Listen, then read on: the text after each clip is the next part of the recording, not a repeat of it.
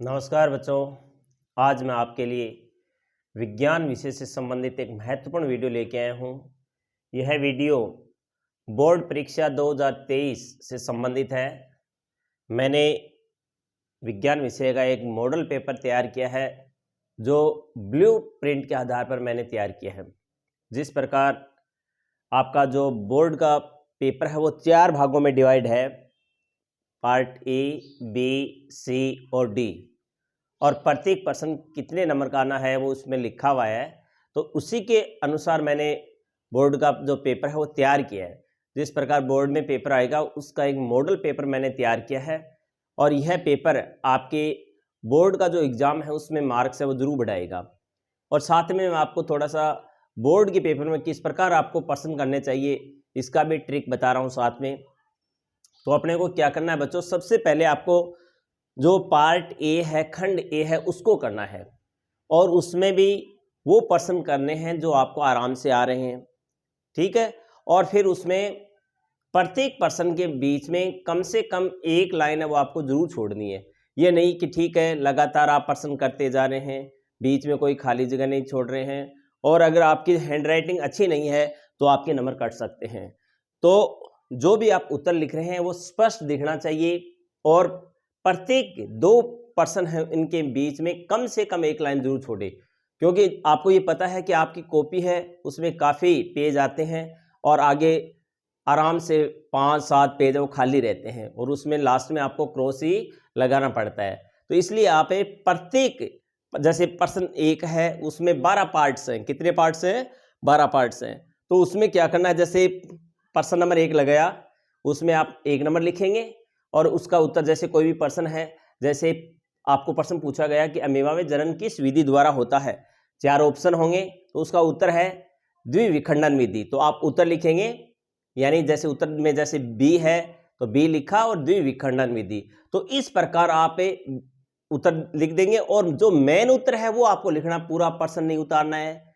जो भी मेन उत्तर है उसको अंडरलाइन करना है। ये बातें हैं जो आपके मार्क्स है वो बढ़ा सकती हैं। तो आज जो पेपर मैंने तैयार किया है उसको आप ज़रूर देखना, और कहीं कोई समस्या है तो आप कमेंट करके मेरे को ज़रूर बताना। तो पहला प्रश्न है वो, उसके 12 पार्ट्स हैं, पहले हम उस प्रश्न को हल करते हैं। तो बच्चों इसमें यह है कि लगभग प्रश्नों की मैं आपको हल बताऊंगा, कुछ प्रश्न वो डायरेक्ट भी बता सकता हूं क्योंकि वीडियो है वो काफ़ी लंबा होने वाला है। तो शुरू करते हैं। पहला प्रश्न, ये मॉडल पेपर है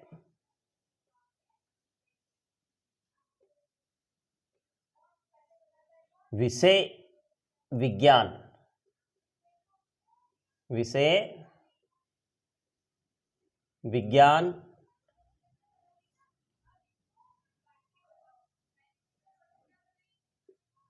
कक्षा 10 का वो रहेगा 80 नंबर का,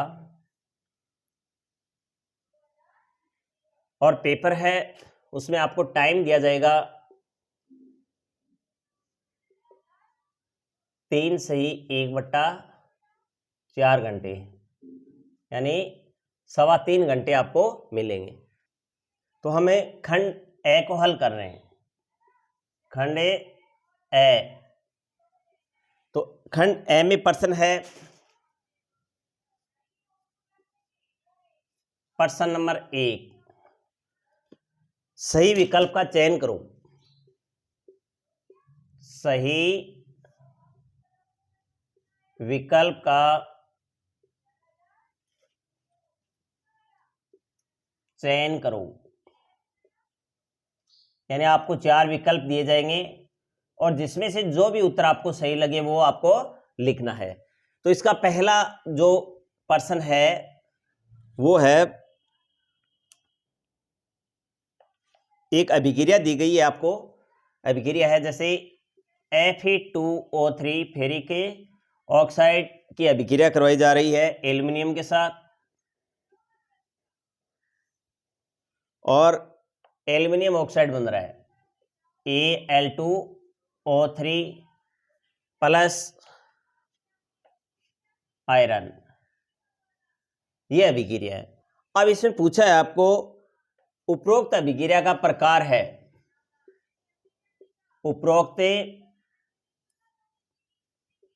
अभिक्रिया का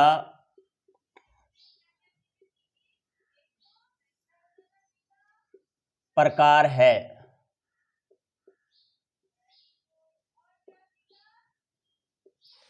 इसमें आप को दिया गया है ए में संयोजन अभिक्रिया,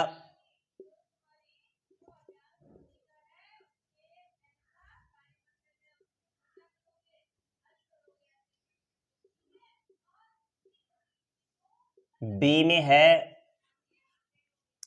द्विविस्थापन अभिक्रिया,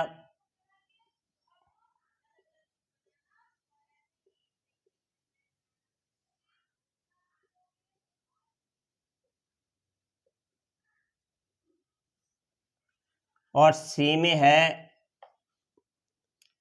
वियोजन अभिक्रिया,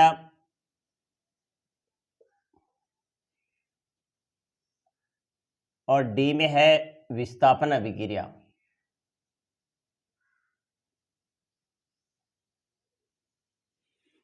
तो इसमें बच्चों जो आयरन ऑक्साइड है, इसमें क्या है कि आयरन की अपेक्षा एल्यूमिनियम है वो अधिक अभिक्रियाशील पदार्थ है। ठीक है, तो एल्यूमिनियम क्या कर रहा है, यानी आयरन को उसके स्थान से विस्थापित कर रहा है। क्या कर रहा है, विस्थापित कर रहा है। तो ऐसी अभिक्रिया जिसमें कोई पदार्थ आयन या यौगिक के किसी दूसरे अणु आयन को उसके स्थान से विस्थापित कर देता है, विस्थापन अभिक्रिया कहलाती है। तो इसमें एल्यूमिनियम है वो आयरन को क्या कर रहा है, विस्थापित कर रहा है। तो ये अभिक्रिया कौन सी हो गई, विस्थापन अभिक्रिया। तो इसका उत्तर हो गया डी। तो आपको उत्तर ऐसे लिखना है डायरेक्ट, जैसे डी उत्तर है तो डी पर्सन लिखना नहीं है आपको, और उत्तर लिख दिया आपने विस्थापन अभिक्रिया। विस्थापन अभिक्रिया आपको मैं शुरुआत में थोड़ा सा बता रहा हूं कि किस प्रकार आपको उत्तर लिखना है। ठीक है, अब इसके बाद में आप क्या करेंगे, यानी अगला जो प्रश्न शुरू करेंगे, दो नंबर प्रश्न है, उससे पहले आप क्या करेंगे, बीच में कम से कम एक लाइन जरूर छोड़ेंगे, क्योंकि बोर्ड के पेपर में जितना आप यानी अच्छी तरीके से लिखेंगे उतने नंबर ज्यादा आने की संभावना रहेगी। तो अगला प्रश्न है, निम्न में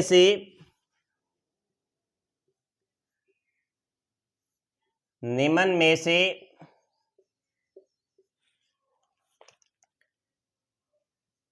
अम्ल क्षारक सूचक है, यानी निम्न में से कौन सा पदार्थ है वो सूचक के रूप में प्रयुक्त किया जाता है। ऑप्शन दे रहा हूं मैं आपको, ए में लाल पत्ता गोभी,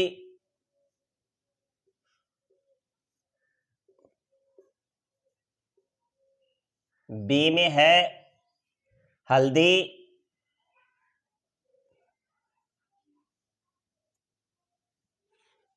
सी में पेटूनिया,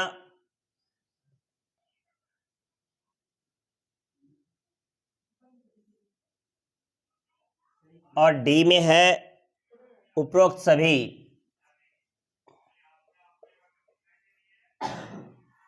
उपरोक्त सभी। तो बच्चों यानी निम्न में से अम्ल क्षारक सूचक के रूप में इन सभी पदार्थों का उपयोग किया जाता है। ये सभी प्राकृतिक सूचक है। लाल पत्ता गोभी है, हल्दी है, पेटूनिया है, जेंथीनिया है। तो ये सब क्या है, प्राकृतिक सूचक हैं। ठीक है, तो इसका उत्तर हो जाएगा उपरोक्त सभी। तो इस प्रकार आप डायरेक्ट उत्तर लिख देंगे, उपरोक्त सभी, डी लगा के उपरोक्त सभी लिख देंगे। ठीक है, अब तीसरा प्रश्न रहेगा बच्चों,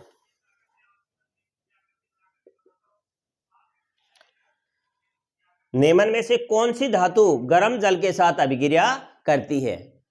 निम्न में से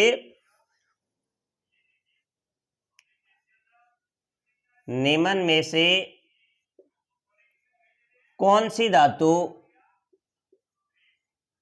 निम्न में से कौन सी धातु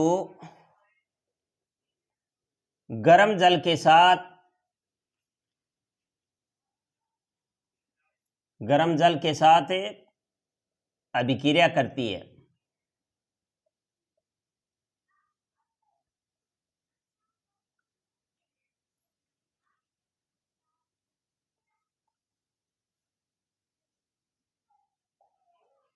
ऑप्शन है ए में एल्यूमिनियम, बी में है आयरन, सी में है जिंक और डी में है मैग्नीशियम।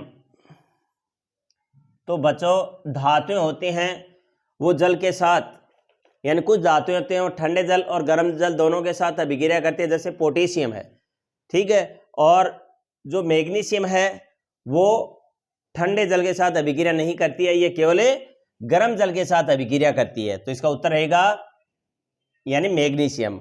और एल्यूमिनियम, आयरन, जिंक न तो ठंडे जल के साथ अभिक्रिया करती है और न ही गर्म जल के साथ अभिक्रिया करती है, क्योंकि परीक्षा में ऐसे भी प्रश्न आ सकता है कि ऐसी धातुओं के नाम बताइए जो न तो ठंडे जल के साथ अभिक्रिया करती है और न ही गर्म जल के साथ। तो इसमें एल्यूमिनियम, आयरन, जिंक लिख देंगे, ठीक है। लेकिन ये वाष्प के साथ क्या करते हैं, अभिक्रिया करती हैं, जिससे इस पर जंग आता है। बच्चों कार्बन की संयोजकता हो, आसान प्रश्न है, कार्बन की संयोजकता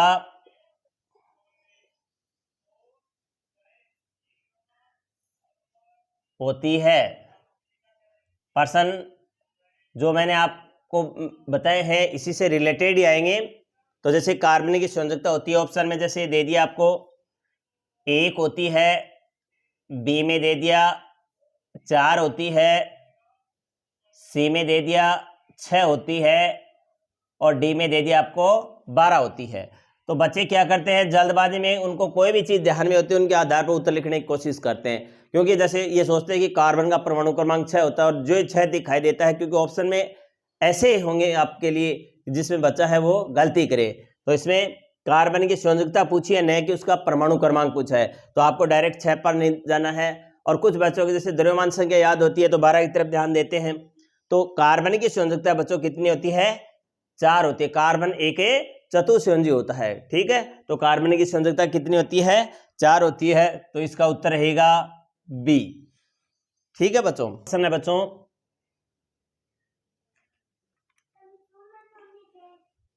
प्रकृति में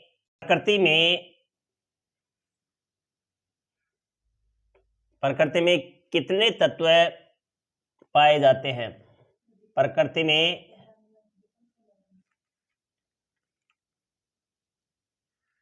में कितने तत्व प्राकृतिक रूप से पाए जाते हैं। प्राकृतिक रूप से पाए जाते हैं, यानी कितने तत्व हैं, उनमें से कितने तत्व हैं वो प्राकृतिक तत्व हैं। कुछ तत्व हैं वो मानव निर्मित हैं जिन्हें कृत्रिम तत्व कहा जाता है। तो इसमें ऑप्शन है 92, बी में है 94 और सी में है 111 और डी में है 118। तो किसी भी प्रश्न को करने से पूर्व बच्चों दिमाग लगाना जरूरी है, क्योंकि बच्चा ये सोचता है कि प्रकृति में 118 तत्व पाए जाते हैं, जो आधुनिक आवर्त सारणी उसमें कितने तत्व हैं, 118। तो आपको प्रश्न को समझना है कि पूछा क्या गया है। तो प्रकृति में कितने तत्व प्राकृतिक रूप से पाए जाते हैं, तो जो 94 तत्व है वो क्या है, प्राकृतिक रूप से पाए जाते हैं। जो 5वां पाठ है उसके शुरुआत की जो पंक्ति है उसमें ये बातें लिखी गई है, तो इसलिए आप लिखेंगे 94, ठीक है। तो इसका उत्तर रहेगा बी। छठा प्रश्न है, मानव में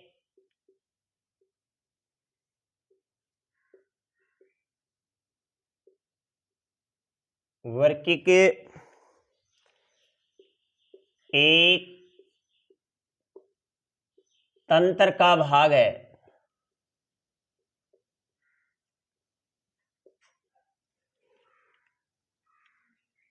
जो संबंधित है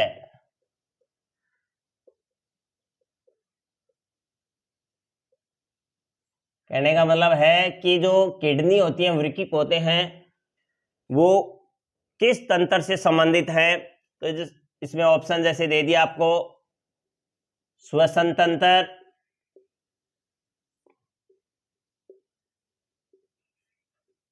बी में दे दिया उत्सर्जन तंत्र,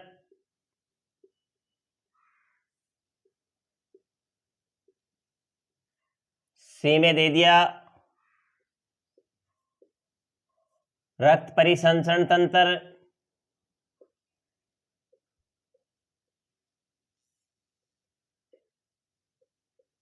और डी में दे दिया आपको पाचन तंत्र।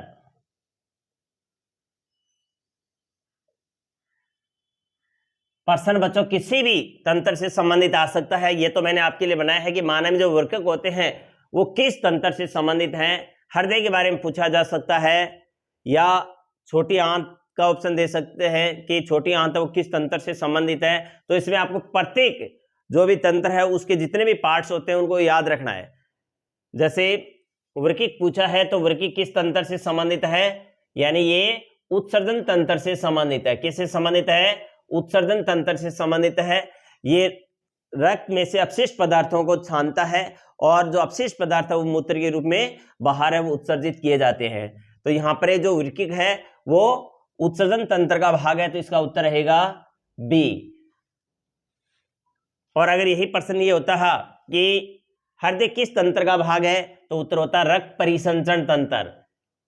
अगर ये प्रश्न होता कि छोटी आंत या जो बड़ी आंत है वो किस तंत्र से संबंधित है, तो पाचन तंत्र होता, आमाशय पाचन तंत्र होता। और अगर फेफड़े होता, फेफड़े किस तंत्र से संबंधित है, तो इसका उत्तर होता श्वसन तंत्र से। तो आपको पूछा गया है वृक्क किस तंत्र से संबंधित है, तो इसका उत्तर रहेगा उत्सर्जन तंत्र। या ऐसे पूछा जाए कि वृक्क की सूक्ष्म इकाई क्या कहलाती है, तो वृक्क की सूक्ष्म इकाई वो नेफ्रॉन कहलाती है। प्रश्न किसी तरीके से आ सकता है। अगला प्रश्न,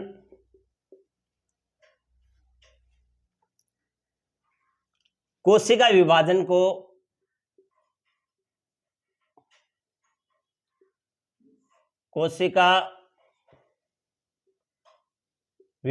को प्रेरित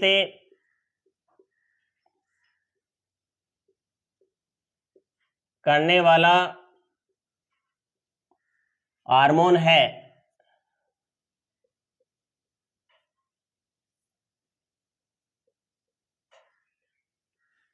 तो ऑप्शन में है इसमें ऑक्सिन, बी में है जिब्रेलिन,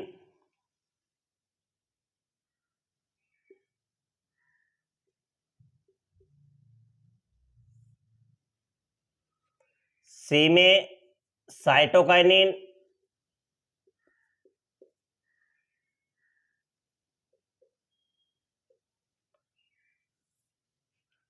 और डी में एब्सिकमल।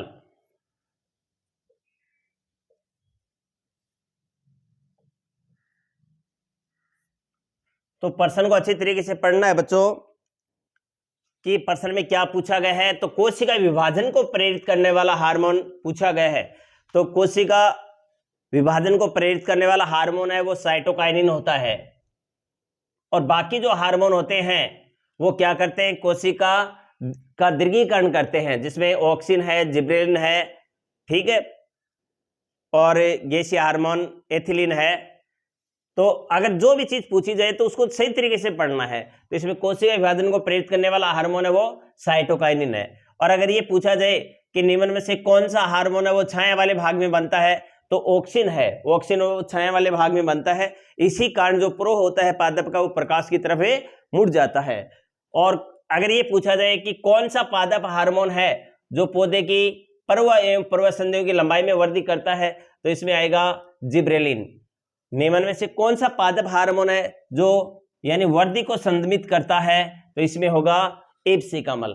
ठीक है बच्चों, तो इस प्रकार किसी भी प्रश्न को जो भी आए तो उसको सही तरीके से पढ़ना जरूरी है। अगला प्रश्न है, इंसुलिन की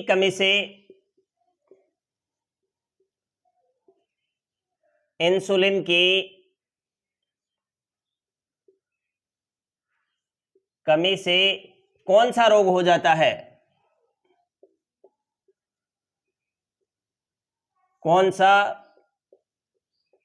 रोग हो जाता है? यानी अग्नाशय में 3 प्रकार की कोशिकाएं होती हैं, अल्फा कोशिका, बीटा कोशिका और डेल्टा कोशिका। तो ये तीनों अलग अलग हार्मोन स्रावित करती हैं, जिसमें अग्नाशय की जो बीटा कोशिका होती है वो इंसुलिन हार्मोन स्रावित करती हैं। अगर शरीर में इंसुलिन की कमी हो जाती है तो कौन सा रोग हो जाता है, ये पूछा गया है। तो इसमें ए में दे दिया आपको मधुमेह, बी में गाइटर रोग, सी में एनीमिया, डी में रिकेट्स।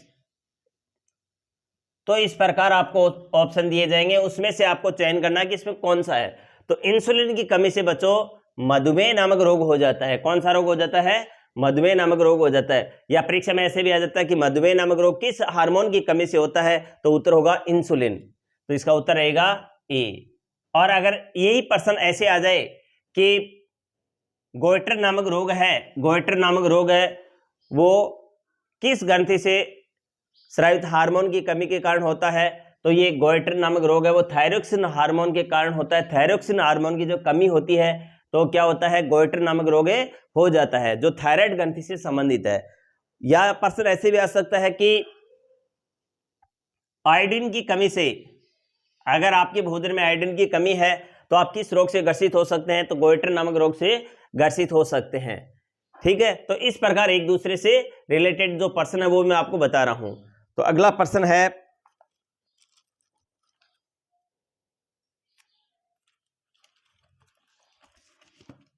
प्लाज्मोडियम में जनन किस विधि द्वारा होता है?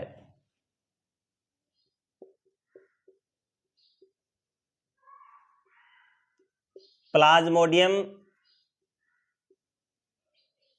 में जनन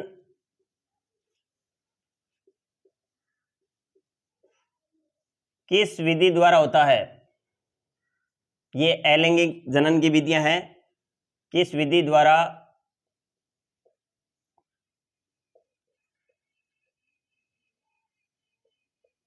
होता है? ऑप्शन में जैसे आपको दे दिया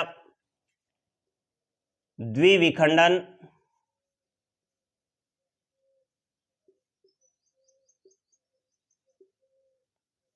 बी में दे दिया बहुखंडन, सी में दे दिया पुनरुद्भवन,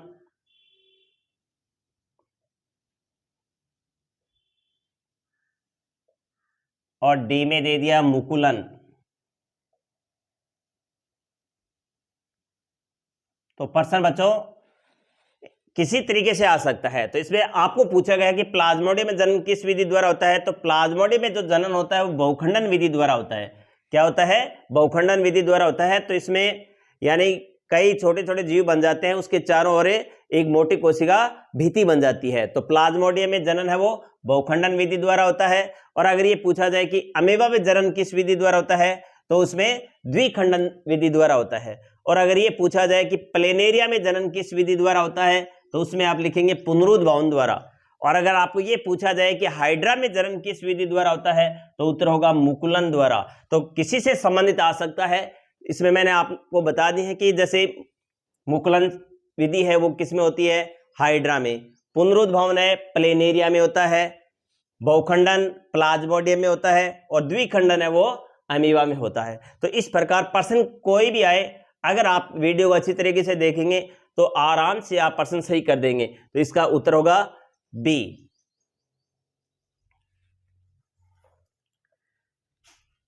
प्रश्न नंबर 10 है, प्रकाश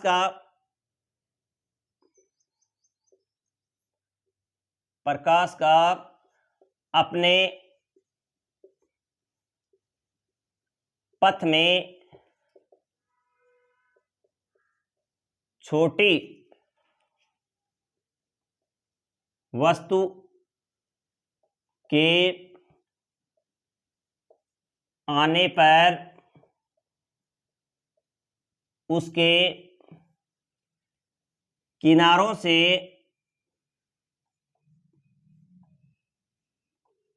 मुड़ने की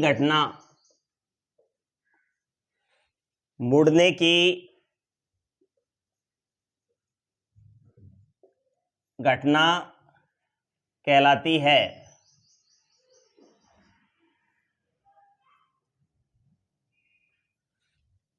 ऑप्शन में दे दिया आपको, जैसे अपवर्तन,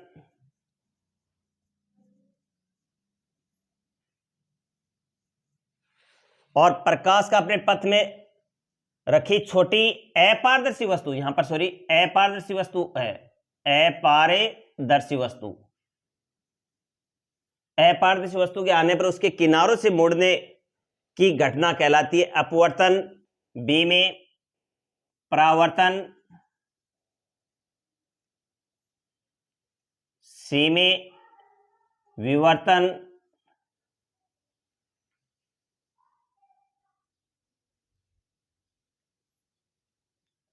और डी में पूर्ण आंतरिक परावर्तन।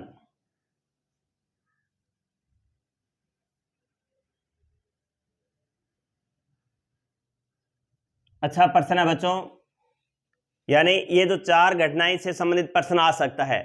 तो इसमें यानी अपवर्तन में तो क्या होता है, प्रकाशीय किरण किसी भी माध्यम से पार होकर गुजर जाती है। तो इसमें यानी कि छोटी जो अपारदर्शी वस्तु होती है तो उसके किनारों से प्रकाश मुड़ रहा है, तो इसका मतलब अपवर्तन नहीं हो सकता।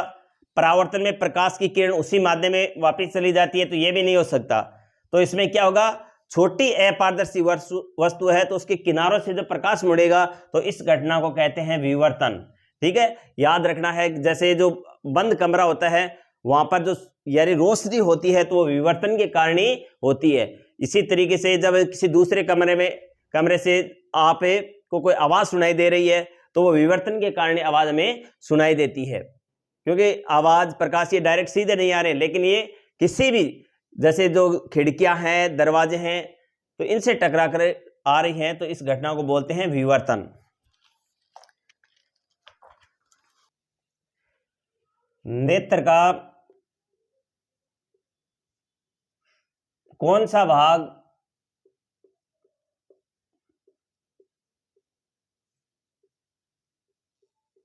पुतली के साइज को नियंत्रित करता है?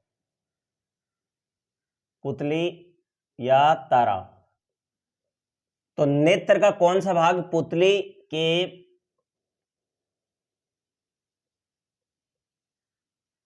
साइज यानी आकार को नियंत्रित करता है?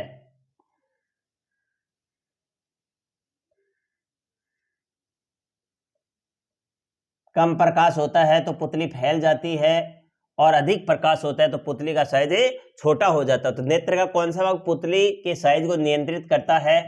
तो इसमें ऑप्शन दे रहा हूं मैं।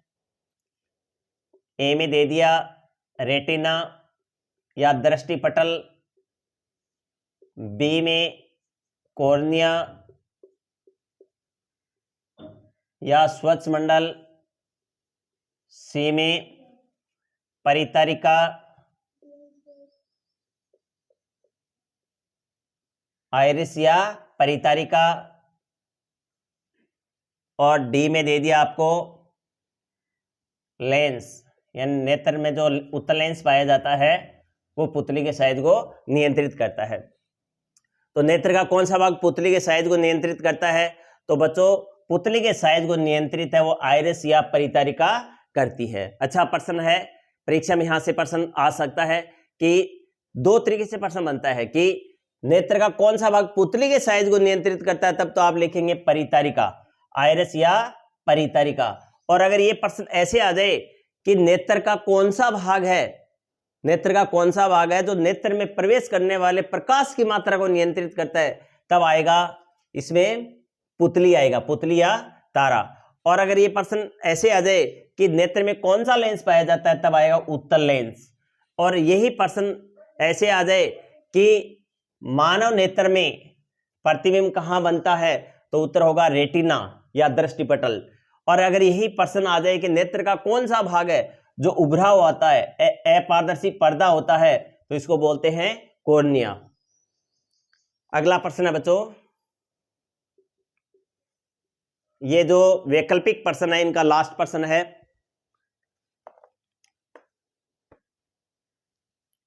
निम्न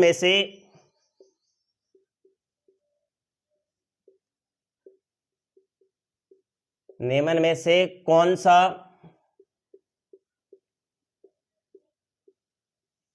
ऊर्जा का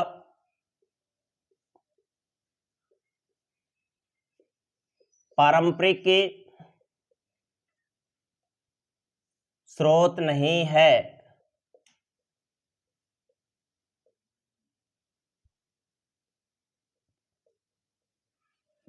तो इसमें ऑप्शन में दिया है आपको जीवाश्म ईंधन,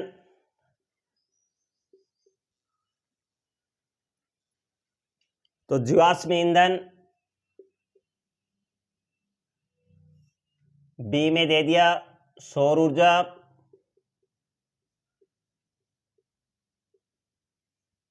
सी में दे दिया जल विद्युत ऊर्जा, और डी में दे दिया आपको तापीय विद्युत संयंत्र, तापीय विद्युत संयंत्र। अच्छा प्रश्न है बच्चों, ये प्रश्न दो तीन तरीके से बनता है। तो निम्न में से कौन सा ऊर्जा का पारंपरिक स्रोत नहीं है, जो परंपरा से चला आ रहा है वो नहीं है? तो इसमें जो जीवाश्म ईंधन है, जल विद्युत है और तापीय विद्युत संयंत्र है, ये क्या है? ये पारंपरिक ऊर्जा स्रोत हैं। लेकिन जो सौर ऊर्जा है, तो निम्न में से कौन सा ऊर्जा का पारंपरिक स्रोत नहीं है? तो इसमें उत्तर होगा सौर ऊर्जा।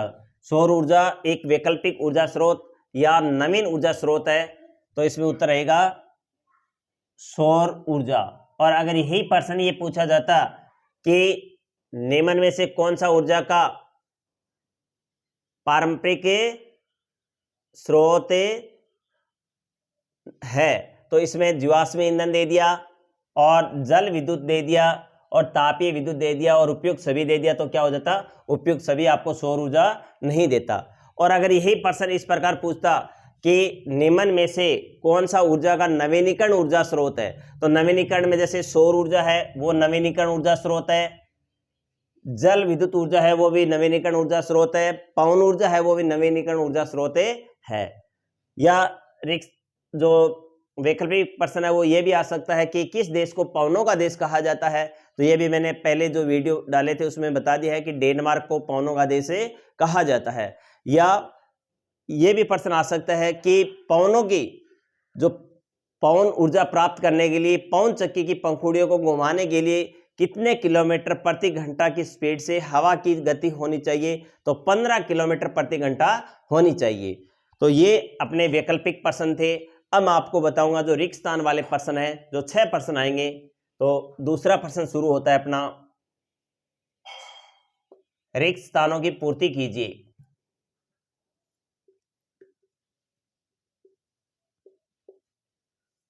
रिक्त स्थानों की पूर्ति कीजिए।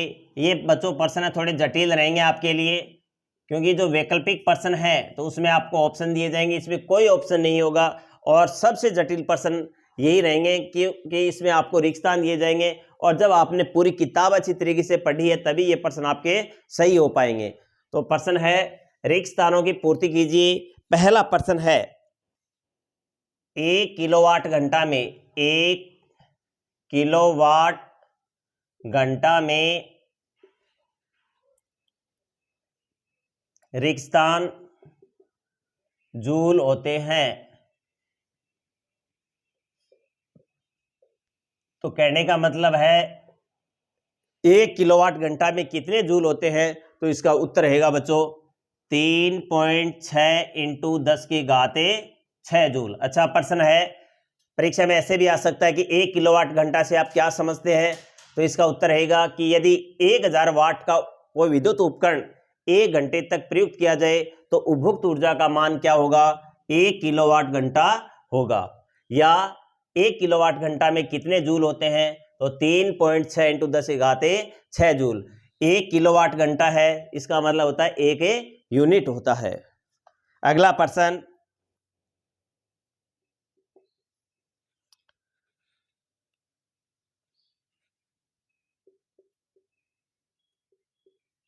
प्राकृतिक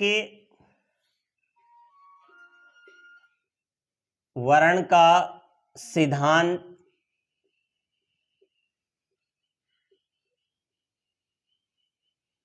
रिक्तान ने दिया। कहने का मतलब है कि प्राकृतिक वर्ण का सिद्धांत किसने दिया, सर्वाइवल ऑफ द फिटेस्ट, योग्यतम की उत्तरजीविता। तो प्राकृतिक वर्ण का सिद्धांत है वो डार्विन ने दिया था। किसने दिया था, डार्विन ने दिया था।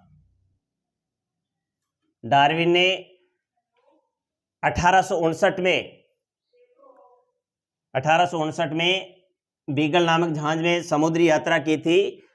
प्राकृतिक वर्ण का सिद्धांत उसके आधार पर उन्होंने दिया था। तो प्राकृतिक वर्ण का सिद्धांत डार्विन ने दिया। अगला प्रश्न, एक इलेक्ट्रॉन पर आवेश का मान रिक्तान होता है। तो एक इलेक्ट्रॉन पर आवेश का मान कितना होता है, 1.6 इंटू 10 की घात -19 कूलाम। अच्छा प्रश्न है बच्चों। अगला प्रश्न है, दिक् सूचक सुई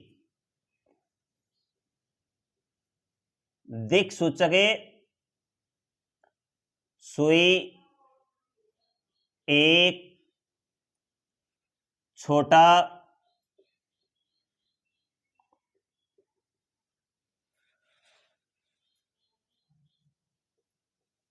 होता है। तो दिक् सूचक सुई है वो एक छोटा छड़ चुंबक ही होता है। क्या होता है, छड़ चुंबक होता है। चुंबक में 2 ध्रुव होते हैं, उत्तरी ध्रुव और दक्षिणी ध्रुव है। परीक्षा में ऐसे भी रिक्तान पूछा जा सकता है कि चुंबक के समान ध्रुवों में होता है। तो चुंबक के समान ध्रुवों में प्रतिकर्षण होता है और असमान ध्रुवों में क्या होता है, आकर्षण होता है। अगला प्रश्न है, ओजोन परत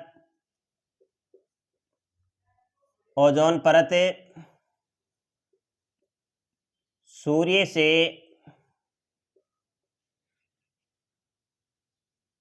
आने वाली हानिकारक रिक्तान किरणों से सुरक्षा करती है।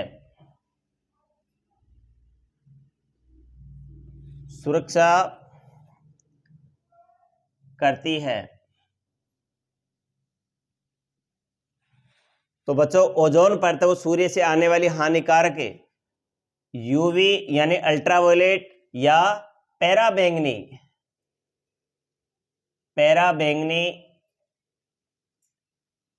विकिरणों से पृथ्वी पर रहने वाले जीवों की क्या करती है, सुरक्षा करती है। अब प्रश्न ऐसे भी आ सकता है कि ओजोन परत के अवक्षय का कारण है, तो इसमें हो जाएगा CFC क्लोरोफ्लोरोकार्बन। क्योंकि जो भी प्रश्न जहां से मैंने उठाया है उससे रिलेटेड जो भी प्रश्न है वो भी मैं आपको बता रहा हूं। ऐसे भी पूछ सकता है कि ओजोन का अणुसूत्र होता है तो O3 होता है। छठा प्रश्न है, गंगा सफाई योजना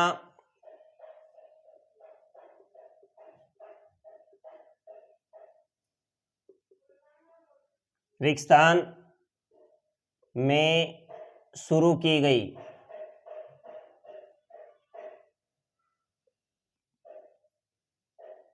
तो बच्चों गंगा सफाई योजना है वो 1985 में शुरू की गई। अच्छा प्रश्न है, परीक्षा में आया हुआ प्रश्न है। तो ये 1985 में।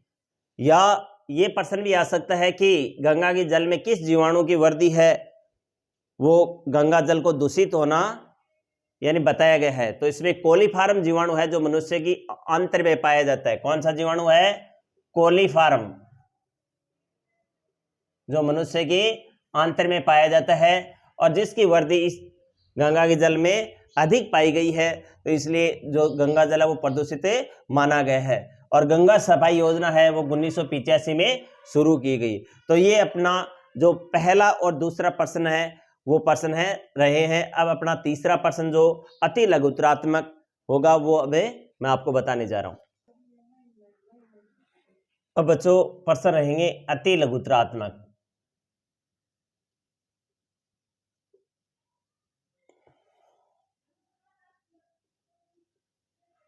अति लघुत्तरात्मक प्रश्न, तो ये तीसरा प्रश्न रहेगा अति लघुत्तरात्मक। इसमें 12 प्रश्न आएंगे, प्रत्येक प्रश्न है वो 1 नंबर का होगा और इसमें डायरेक्ट आपको उत्तर ही लिखना है। तो इसमें प्रश्न पूछा गया है, विस्थापन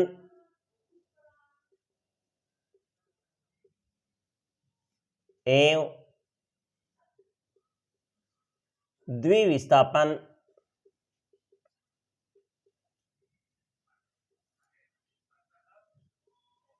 अभिक्रिया में एक अंतर लिखिए।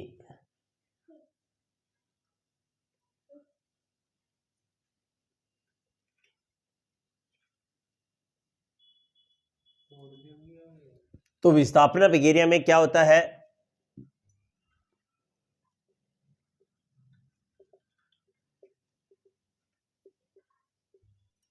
विस्थापन अभिक्रिया में केवल एक ही आयन या तत्व का आदान प्रदान होता है और जबकि द्विविस्थापन में 2 आयनों का आदान प्रदान होता है। तो 1 नंबर के हिसाब से आप इतना उत्तर लिख सकते हैं। विस्थापन अभिक्रिया की वैसे परिभाषा देखेंगे तो क्या होगी?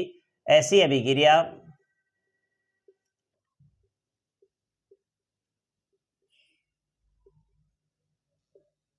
अभिक्रिया जिसमें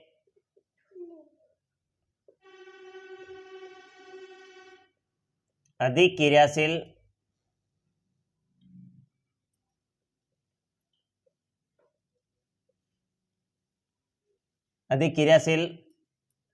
तत्व हो सकता है, यौगिक हो सकता है, आयन हो सकता है। तो ऐसी अभिक्रिया जिसमें अधिक क्रियाशील पदार्थ कम क्रियाशील पदार्थ को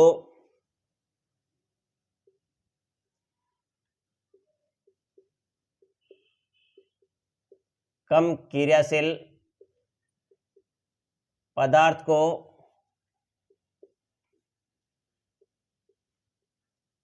उसके स्थान से हटा देता है।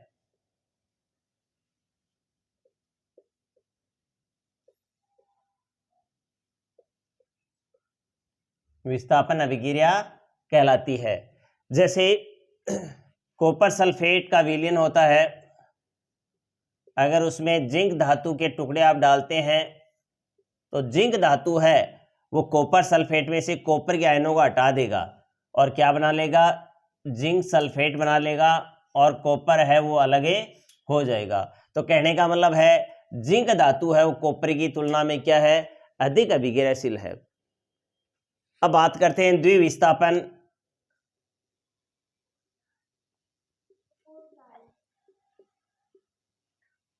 द्विविस्थापन ऐसी अभिक्रिया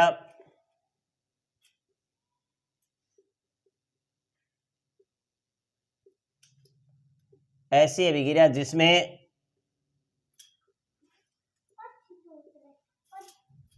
दो आयनों का आदान प्रदान होता है।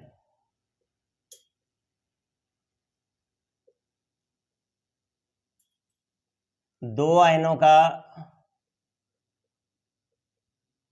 आदान प्रदान होता है, यानी अभिकारक के मध्य दो आयनों का आदान प्रदान होता है,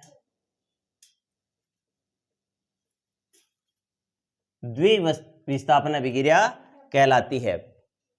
जैसे जैसे sodium sulphate Na2SO4, barium chloride, तो इनके मध्य क्या हो जाएगा, आयनों का आदान प्रदान हो जाएगा। तो ये बन जाएगा बेरियम सल्फेट प्लस NaCl।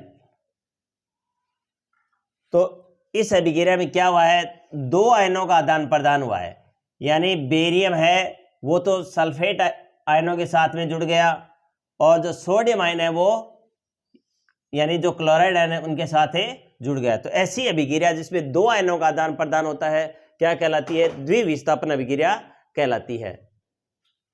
प्रश्न नंबर 2, नेटल पादप के डंक में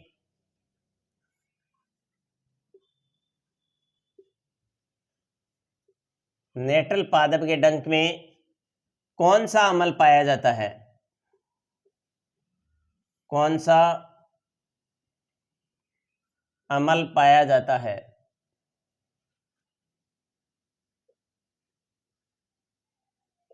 तो जब बच्चों नेटल पादप है, इसकी पत्तियों को जब आप छू लेते हैं तो इसमें एक अम्ल होता है, उससे आपके हाथों में जलन होना शुरू हो जाती है। तो नेटल पादप के डंक में मेथेनोइक अम्ल पाया जाता है। कौन सा पाया जाता है, मेथेनोइक अम्ल। तो इसका उत्तर रहेगा मेथेनोइक अम्ल।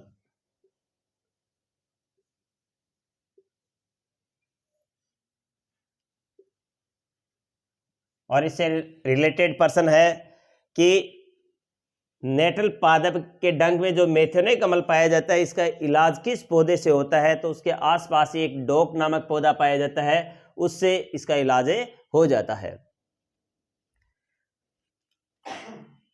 अगला प्रश्न है, द्रव अवस्था में पाई जाने वाली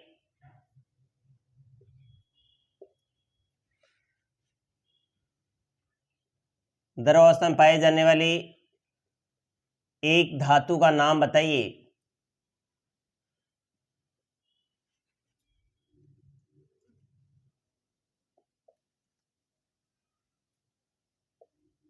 तो आसान प्रश्न है।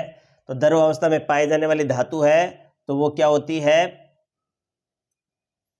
पारा होती है। द्रव अवस्था में पाई जाने वाली धातु क्या होती है, पारा। और अगर यही प्रश्न इस प्रकार पूछा जाए कि द्रव अवस्था में पाई जाने वाली अधातु कौन सी है, तो इसका उत्तर होगा ब्रोमीन।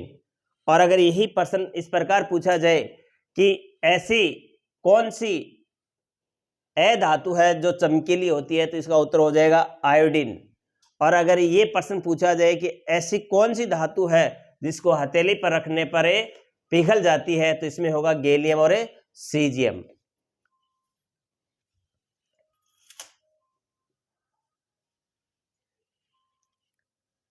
संरचना का नामांकित चित्र बनाओ। मिसेल की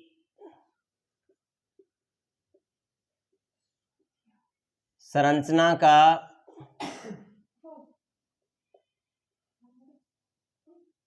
नामांकित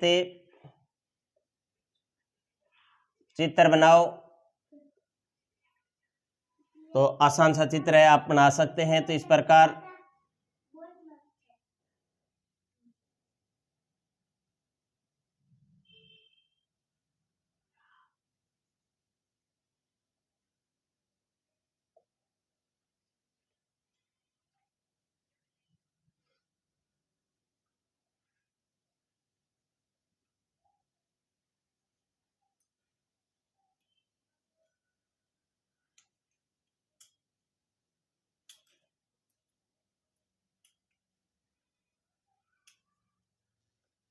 तो इसमें जो तेल की बूंद होती है उसके चारों ओर मिसेल संरचना का निर्माण होगा। यह है तेल की बूंद।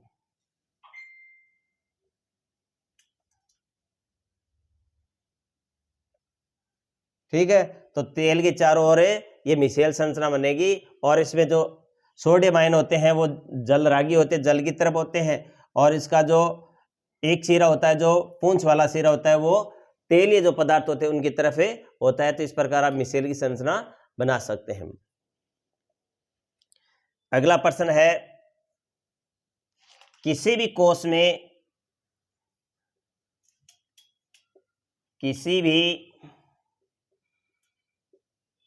में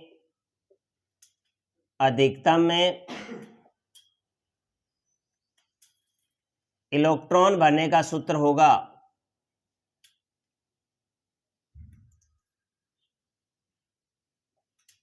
इलेक्ट्रॉन भरने का सूत्र होगा। तो किसी भी कोष में अधिकतम इलेक्ट्रॉन भरने का जो सूत्र होता है बच्चों, वो होता है 2n²। क्या होता है? 2n²। और n बराबर होता है यहां पर कक्षक की संख्या। n बराबर क्या होता है? कक्षक की संख्या। जैसे पहले कोष में आप इलेक्ट्रॉन भरेंगे तो 2 × 1 का स्क्वायर, तो 2 भरेंगे। दूसरे में 2 × n की जगह 2 लिखेंगे, 2 का स्क्वायर, तो 4 × 2 8 हो गया। तीसरे में 2 × 3 का स्क्वायर, तो 18 हो जाएंगे। चौथे में 2 × 4 का स्क्वायर, तो यानी 32 इलेक्ट्रॉन भर सकते हैं। तो इस प्रकार किसी भी कक्षक में अधिकतम इलेक्ट्रॉन भरने का सूत्र होता है 2n²। तो अगला प्रश्न है, अनैच्छिक क्रियाओं का नियंत्रण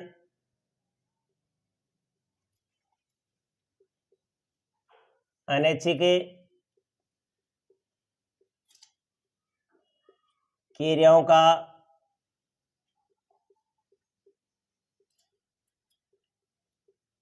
नियंत्रण मस्तिष्क के किस भाग द्वारा होता है?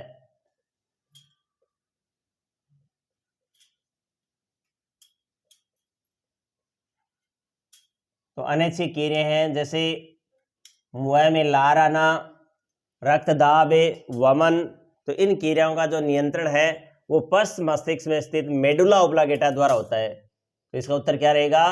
Medulla oblongata. मेडुला ओब्लिगेटा। अगला प्रश्न, अगर यही प्रश्न आ जाए कि जैसे सीधी रेखा में चलना, तो ये होगा, यानी ऐच्छिक क्रिया है, तो ये अनुमस्तिष्क के द्वारा नियंत्रित होता है। अनुमस्तिष्क हमारे शरीर का संतुलन बनाए रखने का कार्य करता है। पति द्वारा जनन किस पादप में होता है?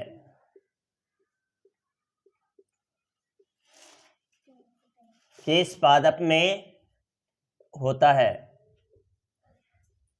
यानी बीज के अलावा पौधे के किसी भी भाग से नए पौधे का बनना क्या कहलाता है? कायिक जनन कहलाता है। तो पति द्वारा जनन किस पादप में होता है? तो ये होता है ब्रायोफिलम में। यानी ब्रायोफिलम की जो पत्ती है वो अगर जमीन पर गिर जाती है तो उससे नया जो पौधा है वो तैयार हो जाता है। तो इसका उत्तर होगा ब्रायोफिलम। प्रश्न है, विद्युत आवेश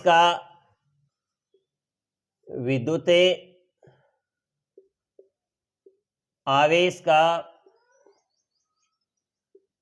एसआई मात्रक है।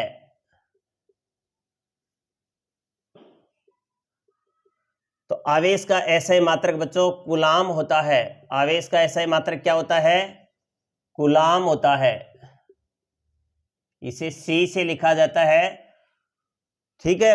और अगर परीक्षा में यह आ जाए कि विद्युत धारा का मात्रक क्या होता है, तो आवेश प्रवाह की दर को क्या कहते हैं? विद्युत धारा कहते हैं। तो I = Q/T होता है। तो Q का मात्रक हो गया कूलाम, यानी आवेश का मात्रक क्या हो गया कूलाम, समय का मात्रक क्या होता है सेकंड होता है।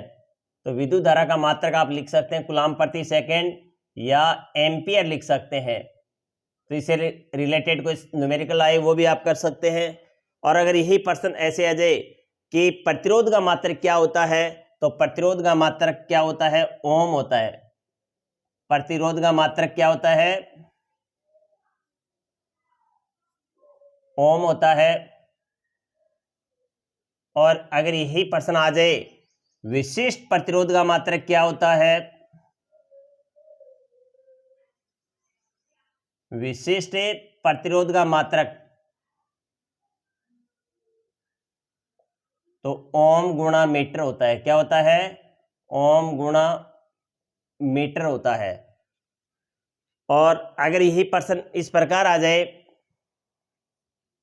कि परिपथ में उस उपकरण का नाम बताइए जो विद्युत धारा को मापता है, तो उत्तर हो जाएगा एमीटर। विद्युत धारा को कौन मापता है एमीटर। और विभवांतर को कौन नापता है, यानी उस उपकरण का नाम बताइए जो विभवांतर को नापता है, तो उसका उत्तर होगा वोल्टमीटर। वोल्टमीटर है वो परिपथ में पार्श्व क्रम में संयोजित किया जाता है, पार्श्व क्रम या समांतर क्रम। और जो एमीटर होता है वो परिपथ में श्रेणी क्रम में लगाया जाता है। और जो फ्यूज होता है वो भी श्रेणी क्रम में लगाया जाता है। तो इससे जो भी रिलेटेड प्रश्न है वो मैंने बता दी है कि प्रश्न है यहाँ से जरूर आएगा। और नॉर्मल वे में ये भी आ सकता है कि एक विद्युत परिपथ का रेखा चित्र बनाइए, तो ये भी आप बना सकते हैं। जैसे यहाँ पर आप कोई एक बल्ब बना सकते हैं, ये सेल बना दिया। बैटरी बनाना चाहिए तो बैटरी बना सकते हैं।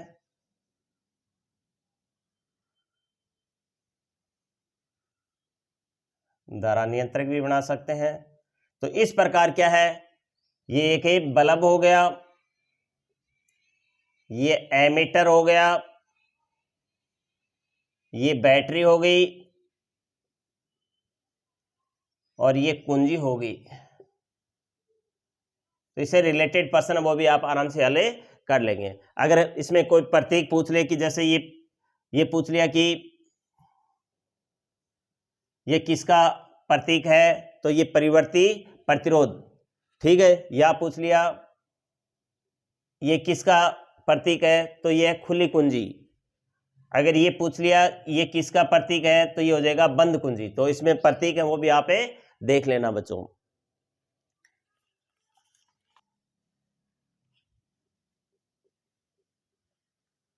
अगला प्रश्न है बच्चों, उस युक्ति का नाम बताइए, उस युक्ति का नाम बताइए जो विद्युत ऊर्जा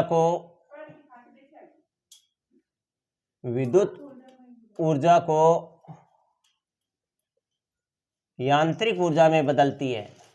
अच्छा प्रश्न है, यांत्रिक ऊर्जा में बदलती है। तो अगर विद्युत ऊर्जा को यांत्रिक ऊर्जा में बदलने वाली युक्ति पूछे, तो उत्तर हो जाएगा विद्युत मोटर। उस युक्ति का नाम बताइए जो विद्युत ऊर्जा को यांत्रिक ऊर्जा में बदलती है, तो क्या हो जाएगा विद्युत मोटर। जैसे जो आप बटन ऑन करते हैं, कुंजी ऑन करते हैं, पंखा चलना शुरू हो जाता है तो और हवा देता है आपको, तो इसमें जो पंखा होता है उसमें क्या होती है मोटर होती है, और वो मोटर क्या कर रही है विद्युत ऊर्जा को यांत्रिक ऊर्जा में बदल रही है। अगला प्रश्न, दो जीवाश्म ईंधनों के नाम बताइए। दो जीवाश्म ईंधनों के नाम बताइए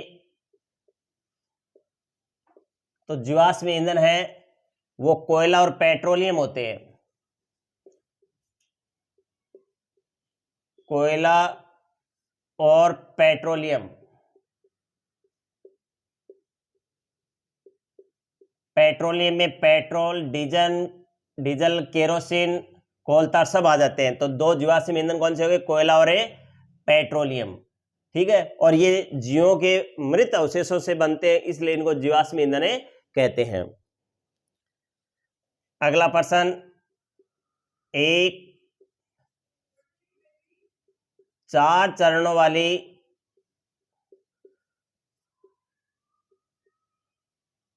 खाद्य श्रृंखला का उदाहरण बताइए।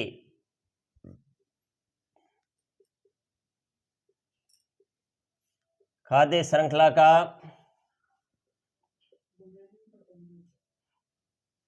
उदाहरण बताइए। तो इसमें आपको 3 चरणों वाली भी पूछ सकता है, 5 चरणों वाली भी पूछ सकता है। तो जैसे इसमें ये घास हो गया, घास को कौन खाता है? घास को जैसे टिड्डा खाता है। टिड्डे को कौन खाता है? जैसे मेंढक खाता है। और मेंढक को कौन खाता है? जैसे सांप खाता है। तो ये हो गई 4 चरणों की। जैसे ये हो गया उत्पादक, यानी जो अपना भोजन स्वयं बनाते हैं उन्हें क्या कहते हैं? उत्पादक। टिड्डा क्या हो गया? प्राथमिक पोषी स्तर हो गया, प्राथमिक उपभोक्ता, प्राथमिक उपभोक्ता। और मेंढक हो गया द्वितीय उपभोक्ता। यहां से प्रश्न प्रत्येक एग्जाम में आते हैं, द्वितीय के उपभोक्ता। और सांप हो गया तृतीयक उपभोक्ता।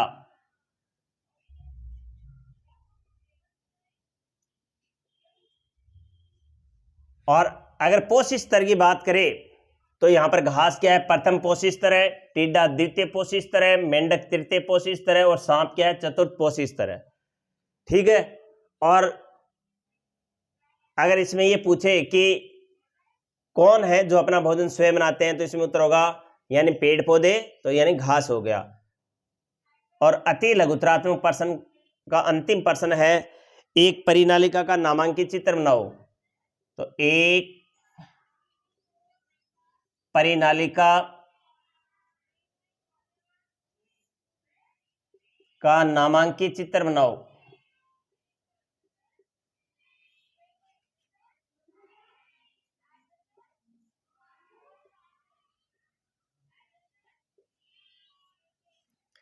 तो इस प्रकार कोई एक बेलनाकार आकृति है,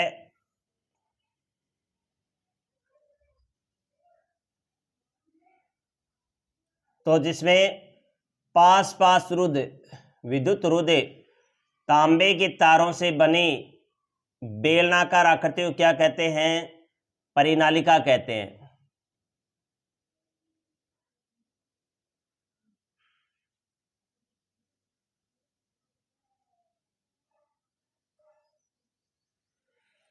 ठीक है, और परिनालिका में ऐसे 2 ध्रुव हो जाएंगे, उत्तरी ध्रुव और दक्षिणी ध्रुव है। और इससे आप ये बल रेखाएं हैं वो भी खींच सकते हैं।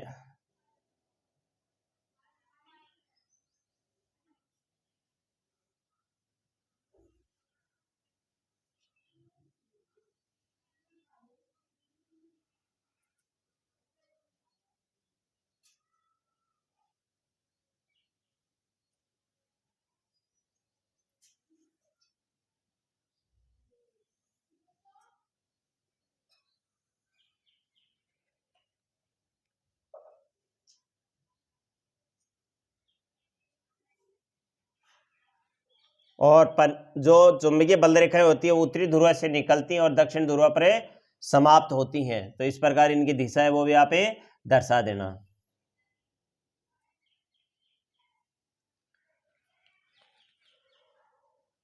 लेकिन चुंबक के भीतर जो चुंबकीय बल रेखाएं होती हैं इनकी दिशा दक्षिण ध्रुव से उत्तरी ध्रुव की तरफ होती है। तो परिभाषा ये हो जाएगी, पास पास रुद्ध विद्युत रुद्ध तांबे की तार से बनी बेलनाकार आकृति को क्या कहते हैं?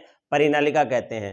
और परिनालिका के भीतर नरम लोहे को रखकर आप छड़ चुंबकीय बना सकते हैं, यानी प्रणालिका के भीतर नरम लोहे को रखकर